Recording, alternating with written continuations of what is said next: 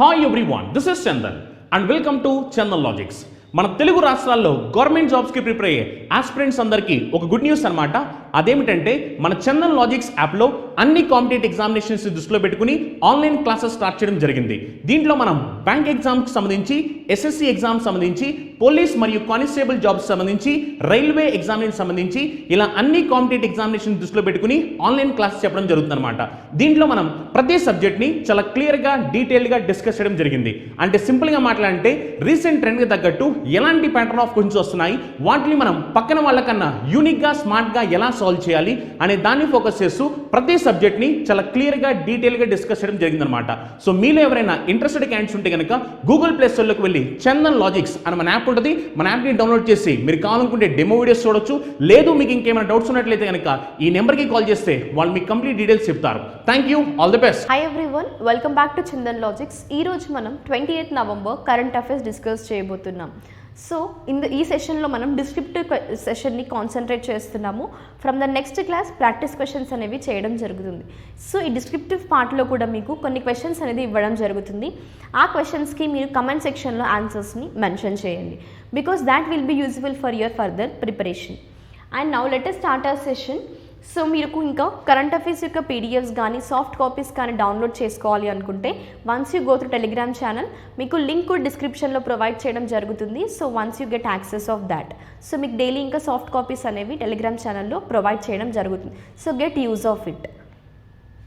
And ఇప్పుడు మనం descriptive session first defence న్యూస్తో స్టార్ట్ చేసినట్టయితే రీసెంట్గా ప్రైమ్ మినిస్టర్ మోడీ గారు ఇండియన్ ఎయిర్ ఫోర్స్ చీఫ్కి యాక్చువల్గా ఎవరు అంటే మనకి మార్షల్ వివేక్ రామ్ చౌదరి గారికి LCH అంటే లైట్ కాంబాట్ హెలికాప్టర్స్ని రీసెంట్గా హ్యాండ్ ఓవర్ చేశారు. అండ్ ఇప్పుడు మీరు ఇక్కడ తెలుసుకోవాల్సింది ఏంటి అంటే యాక్చువల్గా ఈ కాన్సెప్ట్లో మనం డిస్కస్ చేయబోయేది ఈ లైట్ కాంబాట్ హెలికాప్టర్ యొక్క ఫీచర్స్ కానీ, లేదు అంటే యాక్చువల్గా అండర్ ఏ మిషన్స్లో భాగంగా వీటిని డెవలప్ చేశారు అండ్ ఎవరు డెవలప్ చేశారు, ఇజ్ ఇట్ క్లియర్, ఆబ్జెక్టివ్ ఏంటి, ఎందుకోసం డెవలప్ చేశారు ఈ లైట్ కాంబాట్ హెలికాప్టర్స్ని అనేవి, రైట్. అండ్ ఇవి ఏ పర్టికులర్ కేటగిరీలో వస్తాయో కూడా మనం ఇప్పుడు డిస్కస్ చేయబోతున్నాము. యాక్చువల్గా మనకి ఫస్ట్ చూసుకోవాల్సింది ఎవరు డెవలప్ చేశారు అనేది, right. So Hindustan aeronautics limited వాళ్ళు యాక్చువల్గా దీన్ని డెవలప్ చేశారు. ఏంటది, HCL. దెన్ దీన్ని సబ్మిట్ చేసింది ఎవరికి మరి, IAF Indian air force chief marshal Vivek Ram Chaudhari గారికి. సో మీ యొక్క ఫస్ట్ డిస్క్రిప్టివ్ క్వశ్చన్ ఏంటి అంటే IAF యొక్క మోటో అనేది ఏంటి. సో ఈవెన్ మనం ప్రీవియస్ క్లాస్లో కూడా డిస్కస్ చేసాము. ఎందుకోసం అంటే మిమ్మల్ని స్ట్రాటజీకి అడిగినప్పుడు ఇలాంటి ఏరియాస్ నుండి కూడా అడిగే ఛాన్సెస్ ఉంటాయి. సో అందుకోసమే IAF యొక్క మోటో కానీ, లైక్ పర్టిక్యులర్గా ఏమైనా ఇలాంటి ఆర్మ్డ్ ఫోర్సెస్ గురించి వస్తున్నప్పుడు కానీ, సో మోటోస్ అనేవి ఉంటాయి. పర్టిక్యులర్గా నావీకి కానీ, లైక్ ఇండియన్ ఎయిర్ ఫోర్స్కి కానీ మోటోస్ ఉంటాయి. సో ఆ మోటోస్ని మీరు కాన్సన్ట్రేట్ చేయండి. సో మీకు ఏంటంటే కొన్నిసార్లు ఇలాంటివి మోటోస్ గురించి అడిగినప్పుడు యూజ్ అవుతాయి. So just try to mention in comment section. మీ యొక్క ఫస్ట్ డిస్క్రిప్టివ్ క్వశ్చన్ ఇది. అండ్ నెక్స్ట్ మనం కాన్సెప్ట్లోకి వెళ్ళినట్టయితే ఈ LCH అంటే లైట్ కాంబాట్ హెలికాప్టర్స్ అనేవి అడ్వాన్స్డ్ టెక్నాలజీతో ఇన్కార్పొరేట్ అయ్యాయి. అండ్ ఇక్కడ అడ్వాన్స్ టెక్నాలజీస్తో పాటు స్టెల్త్ ఫీచర్స్ అనమాట. ఎందుకోసము, కాంబాట్ రూల్స్ అనేవి ఎక్స్పెక్ట్ చేస్తున్నారు. అండ్ ఇక్కడ మనకి చూసుకోవాల్సింది మెయిన్ ఆబ్జెక్టివ్ వచ్చేసి ఇండియా యొక్క అబిలిటీ అనేది సెల్ఫ్ రిలయంట్గా రిమైన్ అవ్వడం కోసం, టు బూస్ట్ అనే దానికి. And that is to boosting up దేని సైడ్గా మనకి ఆత్మనిర్భర్ భారత్ ఏదైతే ఉందో అంటే సెల్ఫ్ రిలయంట్ ఇండియాగా ఉండడానికి. సో అలాంటి దానికి ఒక స్టెప్ ఫార్వర్డ్ అనమాట. Is it clear? So this is also a step towards Atmanirbhar Bharat అనమాట. ఏంటది, దేన్ని డెవలప్ చేయడం మరి, ఈ లైట్ కాంబాట్ హెలికాప్టర్స్ని. మరి ఈ లైట్ కాంబాట్ హెలికాప్టర్స్ యొక్క ఆబ్జెక్టివ్స్ కానీ ఫీచర్స్ ఏంటి మనకి అంటే యాక్చువల్గా LCH అనేవి ఓన్లీ అటాక్ హెలికాప్టర్స్ అనమాట. మరి ఈ అటాక్ హెలికాప్టర్స్ అన్నారు కదా, that can land and take off at altitude of 5000 meters. So ఇక్కడ ఫీచర్స్ చూసుకోండి. And that to buy with a considerable weapons ఇంకా ఫ్యూయల్ రిక్వైర్మెంట్స్తో. సో ఇవి మనకి LCH లైట్ కాంబాట్ హెలికాప్టర్ యొక్క ఫీచర్స్ అనమాట. అండ్ మనకి ఇక్కడ రీసెంట్గా ప్రైమ్ మినిస్టర్ మోడీ గారు IAF చీఫ్కి హ్యాండ్ ఓవర్ చేశారన్నాం కదా, అది కూడా హ్యాండ్ ఓవర్ చేసింది over made in India drones ఏవైతే ఉన్నాయో టు ద ఇండియన్ ఆర్మీ అనమాట. ఏంటది, made in India. And which would be using them for different requirements all across country. అంటే ఇక్కడ మీరు కాన్సన్ట్రేట్ చేయండి made in India, Atmanirbhar Bharat అంటే సెల్ఫ్ రిలయంట్. సో ఈ మిషన్స్ అనేవి మేజర్ రోల్ ప్లే చేస్తున్నాయి దేంట్లో for developing of this LCH light combat helicopters. Is ఈ క్లియర్? నెక్స్ట్ కాన్సెప్ట్కి వెళ్ళినట్టయితే అగ్రిమెంట్స్. ఎప్పుడు కానీ అగ్రిమెంట్స్ డిస్కస్ చేస్తున్నారు అన్నప్పుడు వెదర్ ఇందులో 2 or 3 or else more than 3. So ఎప్పుడు కానీ అగ్రిమెంట్ అంటే maximum there will be chance అందులో పక్కాగా 2 ఇన్స్టిట్యూషన్స్ లేదా ఆర్గనైజేషన్స్ అనేవి ఉంటాయి, right? So either more than 2 కూడా ఉండొచ్చు, కానీ 2 మాత్రం like it is like you can see like definitely, right? So ఇక్కడ మనకి ఏంటి అంటే ఆ 2 ఆర్గనైజేషన్స్ లేదా ఇన్స్టిట్యూట్స్ యాక్చువల్గా ఫస్ట్ ఏంటి, దాని తర్వాత అగ్రిమెంట్ అనేది దేని గురించి చేస్తున్నారు అంటే ఆబ్జెక్టివ్ ఏంటి అగ్రిమెంట్ది, అండ్ మేజర్గా చూసుకోవాల్సింది ఏంటి, ఏ విధంగా ఈ అగ్రిమెంట్ అనేది వాళ్ళు నెక్స్ట్ ఫర్దర్ ఇంప్లిమెంట్ చేయబోతున్నారు, రైట్? సో ఇప్పుడు మనం చూసుకున్నట్టయితే ఇక్కడ సిడ్బీ ఇంకా గూగుల్ అనేవి టైఅప్ అయ్యాయి. ఎందుకోసము అంటే ఈ micro small and medium enterprises ఎవరైతే ఉన్నారో MSMEస్కి సపోర్ట్ చేయడం కోసం, అది కూడా ఫినాన్షియల్గా సపోర్ట్ చేయడం కోసము సిడ్బీ ఇంకా గూగుల్ అనేవి ఒక అగ్రిమెంట్ చేశాయి అనమాట. ఇస్ ఈ క్లియర్? సో ఇక్కడ అర్థమైంది కదా, ఫస్ట్ 2 ఆర్గనైజేషన్స్, దాని తర్వాత ఏంటి ఈ అగ్రిమెంట్ చేయడం వెనకాల ఉన్న రీజన్ ఏంటి అంటే ఆబ్జెక్టివ్ ఏంటి, టు సపోర్ట్ MSMEs, అదే ఒక ఆబ్జెక్టివ్ అనమాట. దెన్ ఏ విధంగా సపోర్ట్ చేయబోతున్నారు MSMEస్కి అంటే this is like a piloting a social impact lending programme అనమాట. మరి ఈ సోషల్ ఇంపాక్ట్ లెండింగ్ ప్రోగ్రామ్ ద్వారా and that to they will be providing financial assistance. మరి ఎంతవరకు ఫినాన్షియల్ అసిస్టెన్స్ ప్రొవైడ్ చేయబోతున్నారు అంటే ₹1 crore అనమాట. అంటే ఈ ₹1 crore కూడా ఇలాంటి ఇంట్రెస్ట్ రేట్స్లో అంటే ఒక సబ్సిడైజ్డ్ ఇంట్రెస్ట్ రేట్స్తో ఒక ఫినాన్షియల్ అసిస్టెన్స్ని ప్రొవైడ్ చేయబోతున్నారు ఎవరికి, MSMEస్కి. దెన్ అండ్ ఇదేంటంటే ఒక COVID-19 ఏదైతే ఉందో సో దీనికో రెస్పాన్స్లో భాగంగానే సిడ్బీ అనేది ఈ ప్రోగ్రామ్ని లాంచ్ చేసింది. ఇస్ ఈ క్లియర్? దెన్ ఇక్కడ వీళ్ళు ఇచ్చే లోన్స్ ఏవైతే ఉన్నాయో this will be disbursed by SIDBI అనమాట, and that to at subsidized interest రేట్స్కి మాత్రమే. నెక్స్ట్ అండ్ ఈ ప్రోగ్రామ్ అనేది పేపర్లెస్ ప్రోగ్రామ్. ఏంటది? పేపర్లెస్ అంటే కంప్లీట్గా వీళ్ళు డిజిటలైజ్ పర్పస్గా వెళ్తున్నారు, right? So this is step towards digitalization, and this is that is ఇంకా మనం చెప్పుకున్నట్టయితే digi India, right? So digital India ఇలాంటి ప్రోగ్రామ్స్లో భాగంగా ఇంకా ఫర్దర్ ఇనిషియేటివ్స్ని తీసుకురావడం కోసం ఇలా డిఫరెంట్ ఆర్గనైజేషన్స్ ఇన్స్టిట్యూట్స్ అనేవి టైఅప్ అవుతున్నాయి. సో ఇక్కడ మనకి టైఅప్ అయిన ఆర్గనైజేషన్స్ ఏంటి, సిడ్బీ ఇంకా గూగుల్. మరి ఇక్కడ సిడ్బీకి సంబంధించిన మనకి స్టాటిక్ జీకే చూసుకున్నట్టయితే సిడ్బీ యొక్క ఎస్టాబ్లిష్డ్ ఇయర్ ఇంకా హెడ్ క్వార్టర్స్. ఎస్టాబ్లిష్డ్ ఇయర్ వచ్చేసి 1990 అండ్ హెడ్ క్వార్టర్స్ వచ్చేసి మనకి లక్నో, ఉత్తరప్రదేశ్. ఇస్ ఈ క్లియర్? నెక్స్ట్ అవార్డ్స్ అండ్ హానర్స్కి వెళ్ళినట్టయితే బ్యాడ్మింటన్ వరల్డ్ ఫెడరేషన్ కౌన్సిల్ అనేది రీసెంట్గా లైఫ్ టైమ్ అచీవ్మెంట్ ప్రకాష్ పడుకునే గారికి హానర్ చేశారు. ఇది ఒక prestigious life time achievement award అని చెప్పుకోవచ్చు. ఎందుకోసం అంటే ఇది వరల్డ్ వైడ్గా వచ్చిన ఒక life time achievement award. Then ఇప్పుడు మనం ఇక్కడ ప్రకాష్ పడుకునే గారు అన్నాం, రైట్? సో మీరు తన యొక్క ఇమేజ్ కూడా ఇక్కడ చూడొచ్చు. అండ్ మేజర్గా ఈ పర్సన్ యొక్క హిస్టారికల్ బ్యాక్గ్రౌండ్ కానీ లైక్ తను రిసీవ్ చేసుకున్న అవార్డ్స్ కానీ తన యొక్క వర్కింగ్ ఎక్స్పీరియన్స్ చూసుకున్నట్టయితే ఇప్పుడు మనం యాక్చువల్గా ప్రకాష్ పడుకునే గారు యాక్చువల్గా he was Indian badminton legend అనమాట. తను ఈ prestigious life time achievement award తీసుకున్నారు. ఎవరు ఇచ్చారు యాక్చువల్గా ఇది వరల్డ్ వైడ్గా అంటే బ్యాడ్మింటన్ ఫెడరేషన్ కౌన్సిల్ అనమాట, రైట్? సో మనకి ఇక్కడ he was actually the former world number 1 anamata. He has already been received about the award that is a honor regarding India. Particularly India కి సంబంధించిన category life time achievement already receive చేసుకున్నారు అవార్డ్ని. కానీ ఇది world organisation అంటే ఏంటి, BWF badminton world federation council ద్వారా వచ్చిన life time achievement award. కానీ ఇది వరల్డ్ వైడ్గా చూసుకోండి, ఎప్పుడు యాక్చువల్గా తనకి వచ్చింది వరల్డ్ వైడ్గా వచ్చింది 2021లో.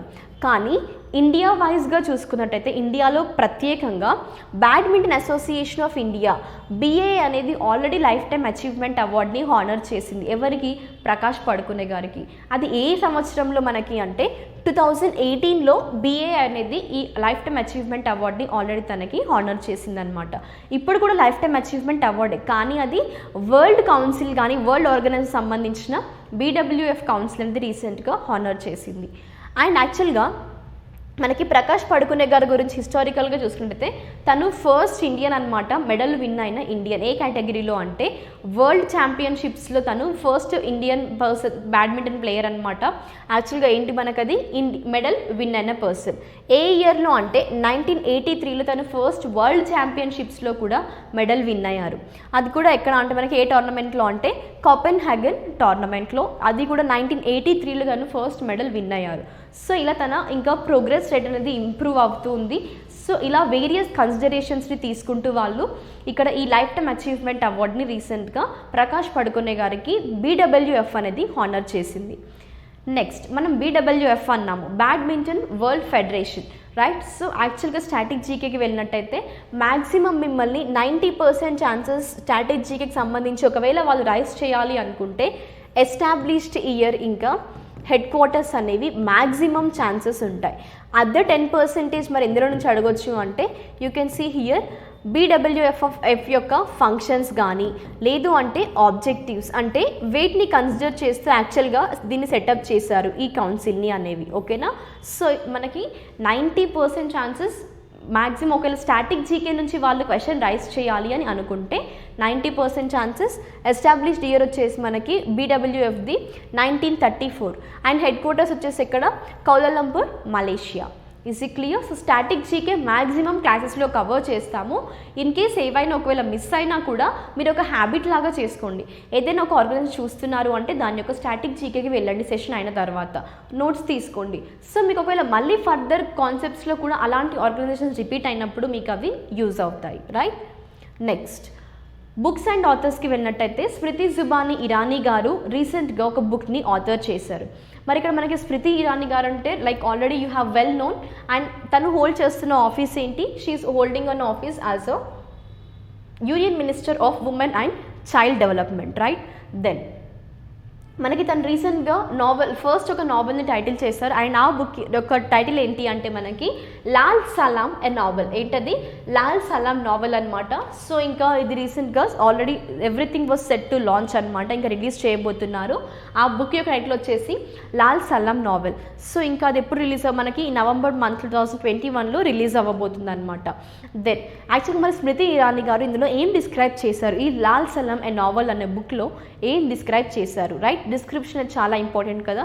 మనం బుక్ యొక్క టైటిల్ కవర్ చేసాము, ఆథర్ గురించి చూసాము, అండ్ ఆథర్ ఎవరు మనకి తన యొక్క లైక్ సిగ్నిఫికెన్స్ చూసుకున్నట్టయితే స్మృతి ఇరానీ గారు union minister for child and women development, right. So and తను ఈ బుక్లో డిస్క్రైబ్ చేసింది ఏంటి, డిస్క్రిప్షన్ వచ్చేసి మనకి she was actually inspired, this novel was inspired by killing of 76 CRPF personnel, Central Reserved Armed Police Forces. So ఈ central reserve police forces ఎవరైతే ఉన్నారో సిఆర్పిఎఫ్ పర్సనల్స్ అనేది ఏ ఇయర్లో 2010లో జరిగిన ఒక అటాక్ ద్వారా, అది కూడా మావోయిస్ట్ అటాక్ అనేది దంతెవాడలో ఛత్తీస్గఢ్లో 2010లో ప్లేస్ చేసుకుంది. సో అందులో 76 సిఆర్పిఎఫ్ పర్సనల్స్ చనిపోయారు. సో దాని గురించి తను యాక్చువల్గా ఈ బుక్లో డిస్క్రైబ్ చేస్తారు. అండ్ ఈ బుక్ కూడా ఒక ట్రిబ్యూట్ లాగా తను రచించారనమాట, అంటే she is also paying a tribute అనమాట. సో ఫర్ హూమ్, ఎవరి కోసము అంటే ఎవరైతే పర్సనల్స్ వాళ్ళ యొక్క లైఫ్ని నేషన్ కోసం సాక్రిఫైస్ చేశారో సో వాళ్ళకి ట్రిబ్యూట్ పే చేయడం కోసం ఈ బుక్ని తను ఇప్పుడు రీసెంట్గా నవంబర్లో రిలీజ్ చేయబోతున్నారు. So this is all about Lal Salaam a novel అనే బుక్ స్మృతి ఇరానీ గారు రీసెంట్గా ఆథర్ చేశారు. అండ్ నెక్స్ట్ మనం ఇంపార్టెంట్ డేస్లోకి వెళ్ళినట్టయితే ఇక్కడ కన్సిడర్ చేయండి వరల్డ్ అనే ఒక వర్డ్ని, బికాస్ మనకి international important days and national important days ఉంటాయి. నేషనల్ ఇంపార్టెంట్ డేస్కి మనం నేషనల్ వైజ్గా చిల్డ్రన్స్ డే అనేది ఎప్పుడు సెలబ్రేట్ చేస్తారు, November 14th. కానీ కన్ఫ్యూజ్ అవ్వకండి, ఇది ఇంటర్నేషనల్ ఇంపార్టెంట్ డే. సో ఇది యూనివర్సల్ చిల్డ్రన్స్ డే అనేది every year November 28th celebrate చేస్తారు. మరి ఇక్కడ November 28th సెలబ్రేట్ చేస్తారు అన్నాం కదా, అంటే ఇప్పుడు మీరు చూసుకోవాల్సింది ఏంటి, డేట్ కన్సిడర్ చేసాము, నెక్స్ట్ థీమ్ ఇంకా ఆబ్జెక్టివ్, అండ్ ఏదైనా హిస్టారికల్ బ్యాక్గ్రౌండ్ లేదు అన్నప్పుడు సిగ్నిఫికెన్స్ ఏంటి, యాక్చువల్గా ఈ డేని ఎందుకోసం సెలబ్రేట్ చేస్తున్నారు, దట్ టు పర్టిక్యులర్గా ఈ పర్టిక్యులర్ డేట్లోనే ఎందుకు సెలబ్రేట్ చేస్తున్నారు, అంటే 20 నవంబర్న ఎందుకు సెలబ్రేట్ చేస్తున్నారు, వేరే అదర్ డే కూడా చూసుకోవచ్చు కదా. సో అలా సిగ్నిఫికెన్సెస్ ఉన్న డేట్స్కి కూడా మనం డిస్కస్ చేద్దాం, రైట్. సో ఫస్ట్ మనకి date 28th November. Then objective ఏంటి, ఎందుకోసం ఈ డేని సెలబ్రేట్ చేస్తారు అంటే to promote international togetherness, awareness among the children, and also about raising the awareness వీళ్ళకి సంబంధించింది చిల్డ్రన్ యొక్క వెల్ఫేర్కి సంబంధించి ఒక అవేర్నెస్ని ప్రమోట్ చేయడం కోసమే ఈ డేని సెలబ్రేట్ చేస్తారు. మరి వరల్డ్ చిల్డ్రన్స్ డే 20 నవంబర్న ఎందుకు సెలబ్రేట్ చేస్తారు అంటే 1959న యాక్చువల్గా నవంబర్ 20th అనేది 1959లో UN nations that is united nations general assembly అనేది ఒక డిక్లరేషన్ని అడాప్ట్ చేసింది ఆ రోజున. ఎప్పుడు అది 20th నవంబర్న. ఏ ఇయర్లో 1959లో.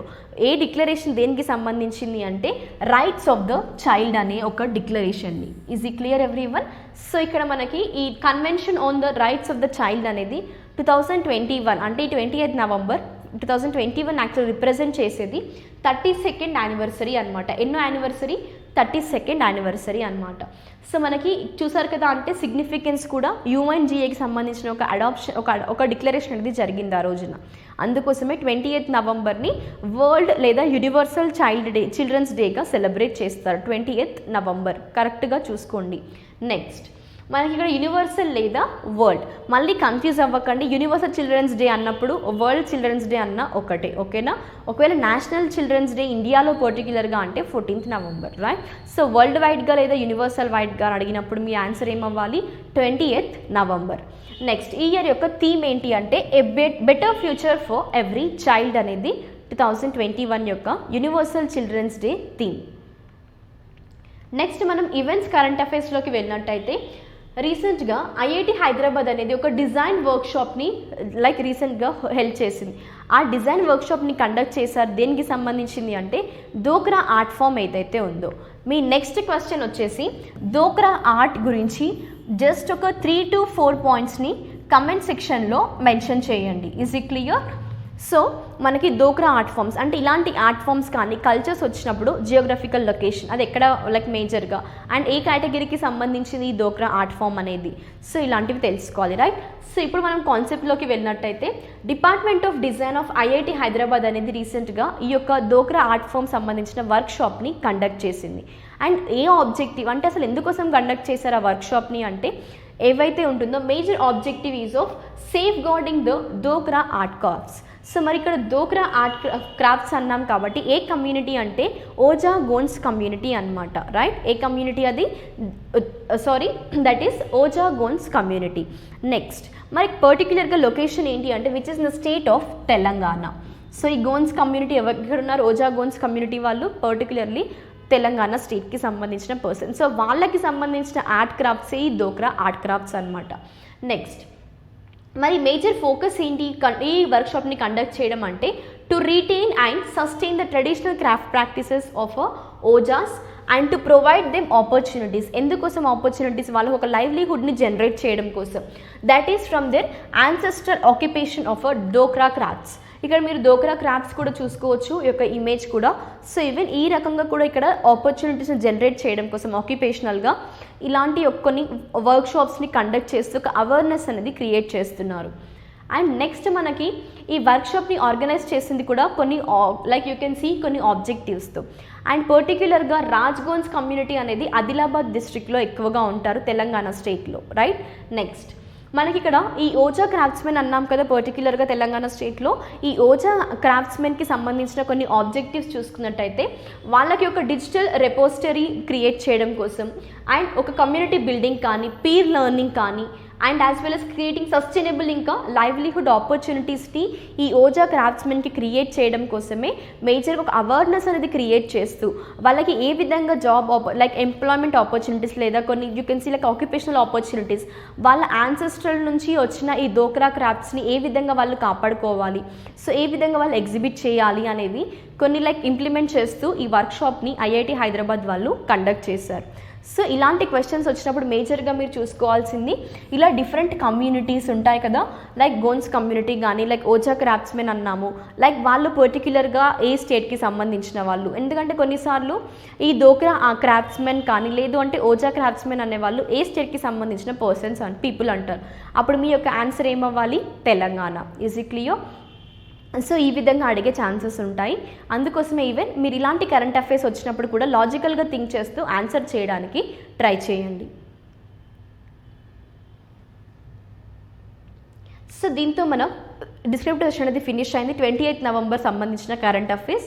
సో ఇందులో ఉన్న ఆన్సర్స్ ఏవైతే ఉన్నాయో మీరు ఏంటంటే మేజర్గా ప్రాక్టీస్ క్వశ్చన్స్ మీకు ఇచ్చాను కదా, సో వాటికి సంబంధించిన క్వశ్చన్స్కి వాటికి సంబంధించిన ఆన్సర్స్ని మీరు కమెంట్ సెక్షన్లో మెన్షన్ చేయండి.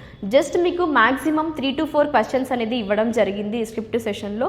జస్ట్ ఆ క్వశ్చన్స్కి అయినా సెషన్ అవుతున్నప్పుడు మీరు జస్ట్ ఒకసారి సర్చ్ చేస్తే మీకు వాటి యొక్క ఆన్సర్స్ అవైలబుల్గా ఉంటాయి, రైట్? సో జస్ట్ వాటిని కమెంట్ సెక్షన్లో మెన్షన్ చేయండి. పాసిబుల్ అయినంత వరకు స్టాటిక్ జీకే ఏదైతే ఉంటుందో ఒక సపరేట్ నోట్స్ అని తీసుకోవడానికి ట్రై చేయండి. బికాస్ మీకు ఏంటంటే ఫర్దర్ మళ్ళీ స్టాటిక్ జీకే మనం కవర్ చేస్తున్నాం కదా, మ్యాక్సిమం ఆ కాన్సెప్ట్స్ మీకు మళ్ళీ ఫర్దర్ క్లాసెస్లో వస్తాయి. బికాస్ స్టాటిక్ జీకే అనేది ఎప్పటికీ చేంజ్. స్టాటిక్ అంటే ఏంటి మనకి, it won't change, right? So ఒక్కసారి మీరు ఆ నోట్స్ పర్ఫెక్ట్గా మీ దగ్గర ఉంటే మీకు అది లైఫ్ టైం, అంటే మీరు ఫర్దర్ మీ గోల్ అచీవ్ చేసేంత వరకు మీకు అవి యూజ్ అవుతాయి, రైట్? ఇంకా మీకు ఏంటంటే మళ్ళీ ఫర్దర్ అదర్ సబ్జెక్ట్స్కి కూడా కొన్నిసార్లు స్టాటిక్ జీకే యూజ్ అవుతుంది. సో అందుకోసమే సపరేట్ నోట్స్ తీసుకొని ట్రై చేయండి. Not only regarding current affairs, మీరు అదర్ ఏ సబ్జెక్ట్ చేస్తున్నా కూడా వాటికి సంబంధించిన స్టాటిక్ జీకే ఉంటుంది. సో జస్ట్ అది ఒకసారి నోట్స్ తీసుకొని కంప్లీట్గా మీరు దాన్ని ఫాలో అవుతూ అండ్ ఈ డైనమిక్ పార్ట్ని కూడా ప్యారలల్గా కవర్ చేయండి. సో దాట్ మీకు అది హెల్ప్ఫుల్ అవుతుంది ప్రిపరేషన్ అనేది. సో ఇలా కొన్ని చిన్న చిన్న ట్రిక్స్ ద్వారా కూడా మీ ప్రిపరేషన్లో మీరు ల్యాగ్ అవుతుంటారు. సో అలాంటివి కూడా ఇక్కడ మనం క్లియర్ చేయడం జరుగుతుంది క్లాసెస్లో. జస్ట్ గైడెన్స్ కూడా మీకు ఇవ్వడం జరుగుతుంది. So make it use of our classes and మీ యొక్క ఫ్రెండ్స్కి కూడా షేర్ చేయడానికి ట్రై చేయండి. Thank you everyone. We'll be meeting in our next session with some other topics. Until then, stay tuned, stay safe and stay home.